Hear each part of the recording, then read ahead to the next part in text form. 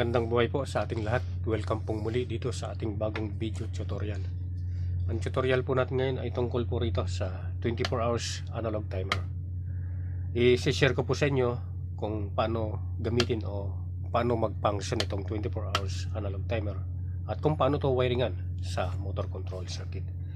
So mayroon akong ginamit dito o winiringan na dalawang contactor with analog timer, isang circuit breaker, at saka ang ginamit kong switch dito ay selector switch. Pwede po kayong gumamit dito ng pause button, start and stop pause button. So for our demonstration ay gumamit ako rito ng selector switch. Okay po. So ang operation po nito ay alternate yung paggana nitong dalawang contactor. At yan po ay depende sa time setting nito dito sa analog timer. Okay, so naka-setting po ito 8 hours. 8 hours nagagana ito. Then after 8 hours, mag-stop to. At ito naman yung gagana. Okay po. At ang kagandahan po nito, kapag halimbawa nag-overload itong isang contactor, alinman dito, automatic na yung isang contactor ang gagana. Okay po. So, ipakita ko po sa inyo kung paano ito i-operate, kung paano mag-function. Okay po. I-switch on natin itong circuit breaker. At switch on natin itong selector switch. So, unang gumana itong contactor. Let's say for example, ginamit mo ito sa pump. Dalawa yung pump mo. Gusto mong paganahin sila alternately. So, unang gagana yung pump 1. 8 hours na gagana ito. Depende sa setting mo dito sa analog timer. So, para mapagana natin to, for our demonstration, ipapass forward natin itong timer. Okay po. So, after 8 hours, mag-i-stop naman to. At ito naman yung gagana. Okay. So, testingin po natin yan. I-pass forward natin yung time setting ito.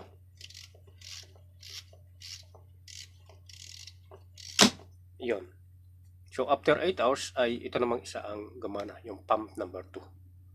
Go. Okay po. So, one more time. Testing natin to. I-pass forward natin tong timer. Okay. Ngayon, halimbawa naman po na nag-overload o nagkaroon ng problema yung motor natin. So, magti-trip itong overload relay. So, pag nag-trip po ito, automatic na ito yung gagana. Okay. So, testingin po natin yan. So, ito yung gumana ngayon, yung pump number 2 mo. Okay. So, tuloy-tuloy ito sa paggana hanggat hindi mo nare-repair to, hanggat hindi mo nare-reset, ay tuloy-tuloy sa paggana itong pump number 2. Kahit pa umabot yan ng 8 hours, matapos na yung 8 hours sa setting niya, then another 8 hours, hanggat hindi ito nare-reset, ay tuloy-tuloy sa paggana ito. Yan. Okay po. Ngayon kapag ka okay na, balik sa dati yung cycle ng operation niya. No? Reset natin, then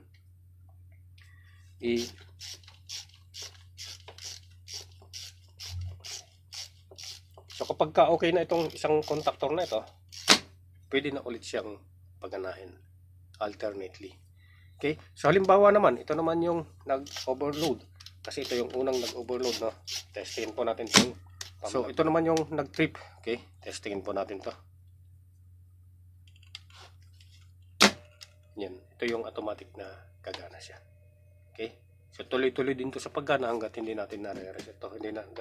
Hanggat hindi nare-resolve o nare-rectify yung problem dito sa isa. Okay po. So, yung wiring connection po nito ay isi-share ko sa sunod nating video tutorial. Paki-comment na lamang po sa may gusto ng diagram nito. Isi-share ko po sa inyo yung diagram nito. At the same time ay iwawiringan natin to point by point, step by step. Okay po. So, abangan nyo po yung buong detalye doon sa sunod kong video tutorial sapagkat mayroon pa po akong isi-share na karagdagan para dito sa operation nitong alternately run with 24 hours analog timer. Okay, so abangan nyo po yan, lalo na po sa mga baguhan nating electrician. Sapagkat kayo po ay mayroong matututunan dito. Malimit na ito pong ganitong analog timer ay ginagamit dito. Malimit na ito ay ginagamit dito sa bansang Arabia. Kaya mas mainam na alam po natin kung paano ito i-wiring o gawan ng connection with motor controller. Okay po. So salamat po. Paki-share na lang po ito sa iba. At sa mga hindi pa po nakakapag-subscribe, paki-subscribe po. paki-hit po ang notification bell para patuloy po kayong manotify kapag may bago akong video na i-upload. So, mabuhay po tayong mga Pilipino.